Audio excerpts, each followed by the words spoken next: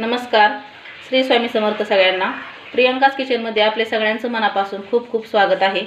आज आपण हरभऱ्याची पातळ रस्सा भाजी कशी बनवायची ते ह्या व्हिडिओमध्ये अगदी सोप्या पद्धतीने पाहणार आहोत. त्यामुळे तुम्ही हा व्हिडिओ स्किप न करता शेवटपर्यंत नक्की पहा. चला तर मग वेळ न लावता रेसिपीला सुरुवात करूया.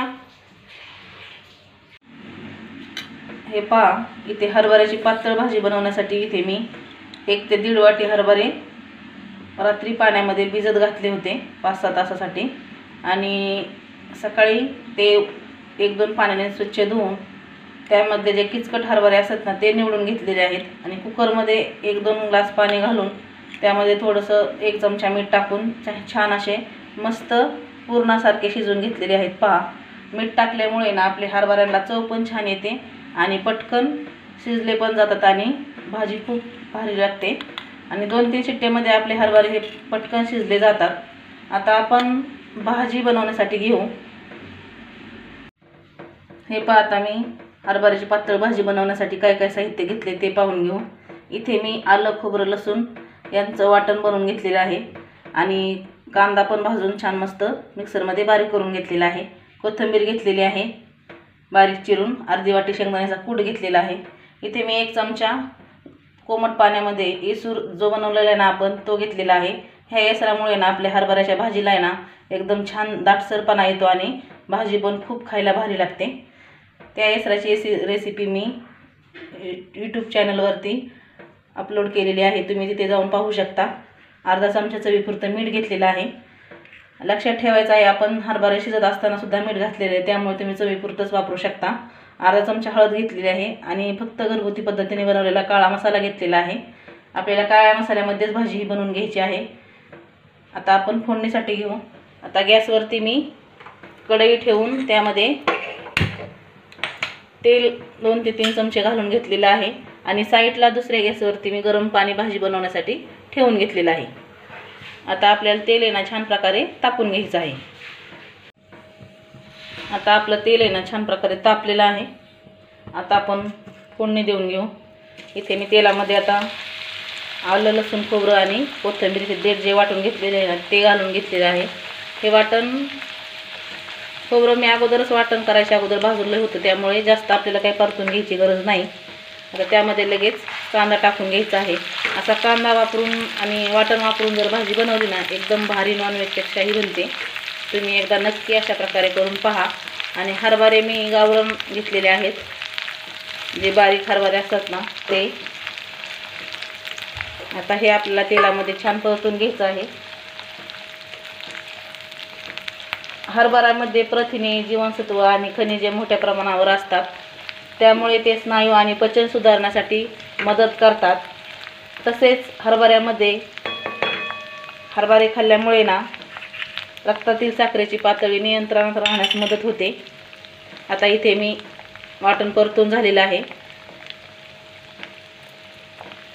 ते तेलामध्ये मी अर्धा चमचा हळद आणि काळा मसाला घेतलेला चवीपुरता तो घालून घेतलेला आहे. त्यामुळे आपण हरभऱ्याची भाजी ना आठवड्यातून एकदा तरी नक्कीच खाल्ली पाहिजे. आता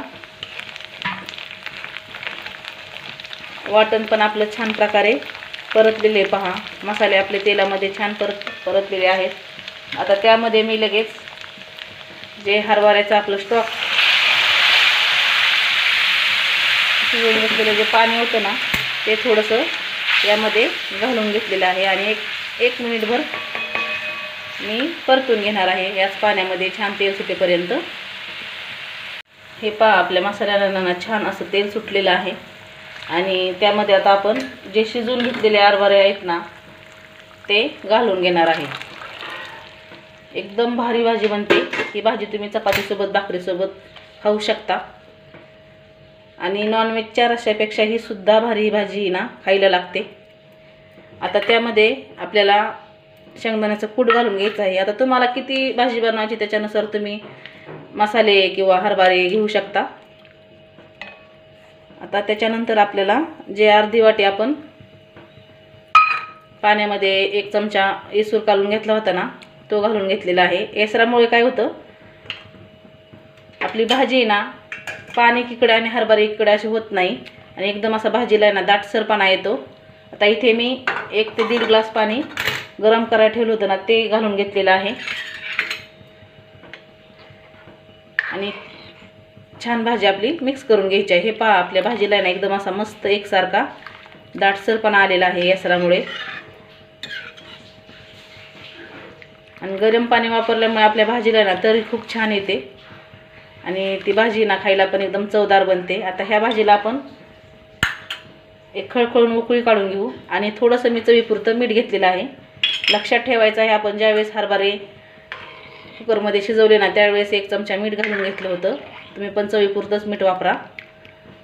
आता ह्या भाजीला आपण एक दणदणून उकळी काढून घेऊ. हे पहा, आता आपल्या भाजीला ना मस्त अशी खळखळून उकळी आलेली आहे.